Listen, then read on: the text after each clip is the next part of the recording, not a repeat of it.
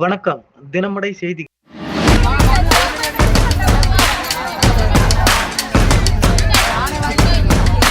செங்கல்பட்டு மாவட்டம் திருக்கழுக்குன்றம் ஒன்றியம் நடுக்கரை ஊராட்சியில் உங்களுடன் ஸ்டாலின் சிறப்பு முகாம் சமூக சேவகர் ஊராட்சி மன்ற தலைவர் நித்யானந்தன் தலைமையில் நடைபெற்றது.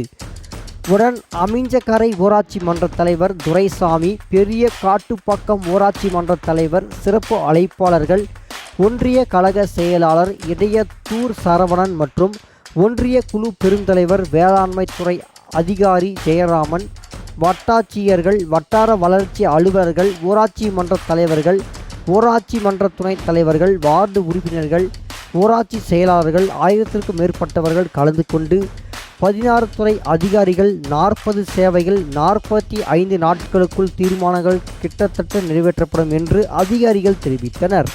அதனைத் தொடர்ந்து மதியம் உணவு வழங்கப்பட்டது.